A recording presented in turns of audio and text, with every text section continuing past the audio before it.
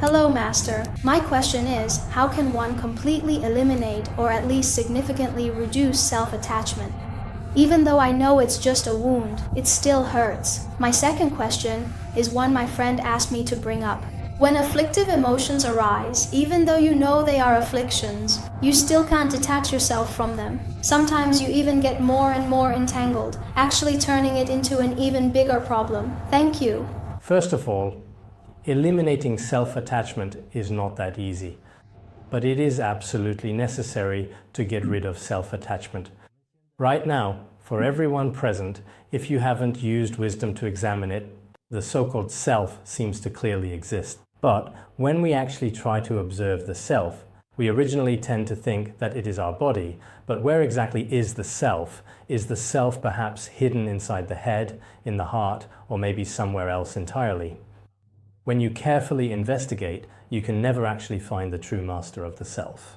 This isn't just what Buddhism states, even modern medicine says the same thing.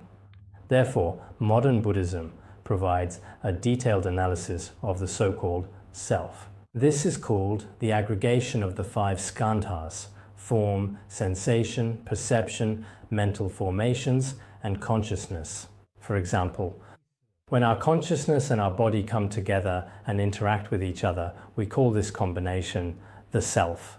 It's like when we say this is a bottle, but if we really try to find it, where exactly is the so-called bottle? Is it at the bottom, the mouth, inside, or outside the bottle? At this point, we realize that what we call a bottle is just a temporary combination. In this regard, I believe Buddhism is truly exceptional. Whether it's a university professor or a scientist, I've met many scientists who believe that the self exists. And when they say the self exists, I ask them, where exactly are you?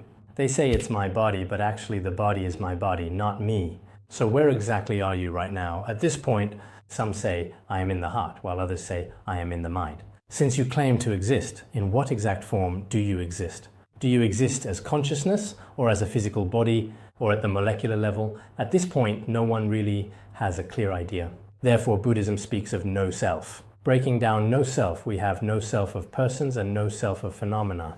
The latter means things like my house, my car, my flowers, and so on.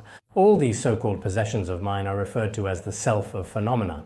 And as for the so-called self, this refers to our attachment to ourselves. In fact, when it comes to the so-called self, we haven't really examined it. If you truly investigate where exactly is this self, when you look for it, you still can't find the self. Therefore, Buddhism speaks of no self. Of course, this understanding of no self begins with recognition, and after recognizing it, you gradually practice. Through practice, you slowly and gradually eliminate attachment to self. Eliminating attachment to self is a long process. It's not something you can decide to let go of. Suddenly the self disappears. You might understand the non-existence of the self on a theoretical level, but in terms of actual realization, it still takes some time. After gradually practicing, eventually, there is no selfishness left. It's a state of complete realization. In Buddhism, this is considered a very profound and significant state. Now, the second question is about so-called afflictions. Does the process of working to overcome them actually create more afflictions?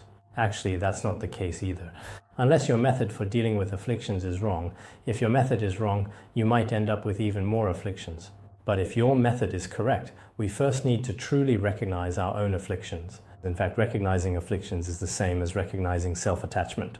There are 6 primary afflictions and 20 subsidiary afflictions. The 6 primary afflictions are greed, anger, ignorance, arrogance, and so on. So each of these afflictions is a form of attachment. For example, when I feel anger, when I experience anger towards someone, if at that moment I use my own wisdom to observe where this anger arises in my mind, is this mind of mine outside or inside? Mother Teresa once said, if I love my enemy, eventually the enemy will become my friend. So this kind of love, really. In fact, for someone with a certain level of realization, anger can immediately turn into love. But for us, it seems that we can never truly feel love for our enemies. Instead, we harbor a kind of hatred toward them. You also need to use your own wisdom to observe the difference between this hatred and love. It turns out it's just a matter of discrimination. When people argue with each other, at that very moment, observe where exactly your affliction is. At this time, you will gradually discover that if your method is truly correct, it will not in any way instead become a cause of pain, suffering, or affliction.